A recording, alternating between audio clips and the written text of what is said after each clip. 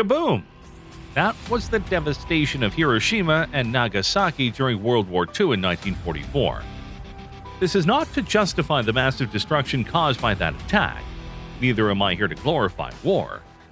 But truth be told, it's pertinent for you to know what most advanced nations are up to in order to beef up their military might in the 21st century. The desire for military supremacy has led many nations of the world to bolster their military technology in readiness for battle in the advent of war. Every year, technological advancements are made in order not to be caught unaware nor found lacking in weapons or tactics to take down any hostility that may arise, whoever the enemy may be. Military technology is the application of technology for use in warfare.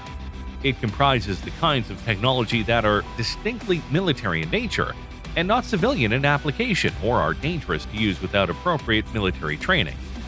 The line is porous. Military inventions have been brought into civilian use throughout history, with sometimes minor modifications, if any, and civilian innovations have similarly been put to military use. Military technology is often researched by scientists and engineered specifically for use in battle by the armed forces. Many new technologies came as a result of the military funding of science.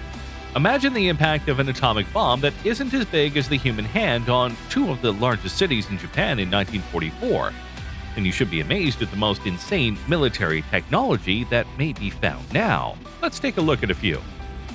Self-steering bullets. Packed with tiny sensors, a .50 caliber bullet can change course rapidly in mid-air, potentially giving even a mediocre shooter sniper-like accuracy with the ability to hit moving targets with ease. Plus, while the cost of these advanced rounds is still unknown, they are sure to be cheaper than the rocket-propelled whose roles they would sometimes fill. DARPA, which is working on the Exacto project with the military contractor Teledyne Technologies and ammunition maker Orbital ATK, is keeping mum on exactly how the bullet changes its flight path. A competing effort from the Department of Energy's Sandia Labs uses a laser to indicate the target, while small fins on the bullet, also .50 caliber, steer it in flight. Unmanned marine hunter. More and more countries are deploying ultra-quiet submarines that can lurk undetected close to shore. That prospect worries defense officials who are looking to one of DARPA's larger projects. The Anti-Submarine Warfare Continuous Trail Unmanned Vessel, ACTUV, also known as Sea Hunter.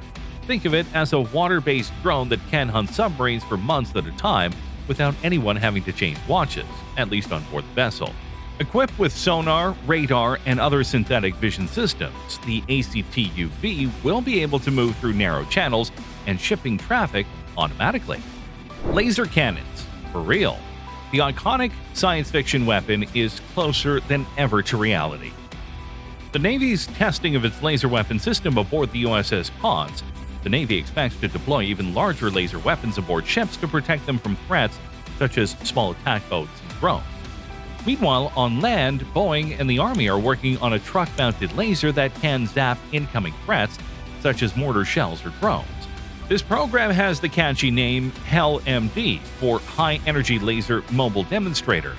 Competitor Lockheed Martin is also looking for a piece of the Defense Department's ray gun business with its Athena system.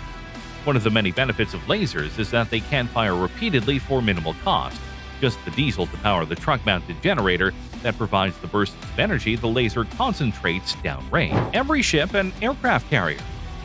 Smaller Navy ships such as destroyers and frigates long for the eyes in the sky that carrier groups have with their fleets of planes and helicopters and drones. While there are plenty of small unmanned aerial vehicles already in service, the hitch for using them on the water has been launching and retrieving them in tough seas and on small decks. DARPA's TURN program, it stands for Tactically Exploited Reconnaissance Node, but handily evokes a Seabird, aims to fill that niche with an aircraft that can take off and land on its tail. Twin counter-rotating propellers lift it into the air, then it switches to horizontal flight to cruise the skies for threats, relaying video, radar, and other images back to the ship. To land, it reverses the process. Plasma protection field. Boeing has filed a patent for a system that would protect vehicles from blast damage by creating plasma fields. The idea is to create an ionized air field that would deflect the incoming blast. What it can't do is stop an incoming projectile, such as a rocket-propelled grenade, or anti-tank missiles, but existing active protection systems such as the Army's Iron Curtain are designed to handle those. Invisibility from a squid. Current camouflage can hide soldiers and their vehicles from human sight, but is close to useless against ever more common infrared vision systems.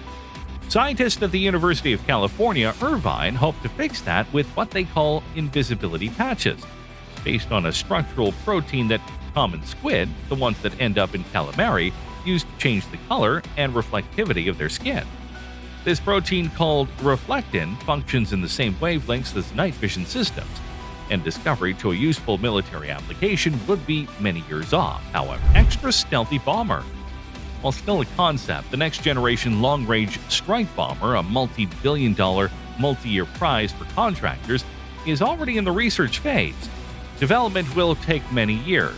Northrop Grumman and a host of subcontractors and engineering companies will benefit. The goals are total strength, high speed, and heavy bomb cargo capacity.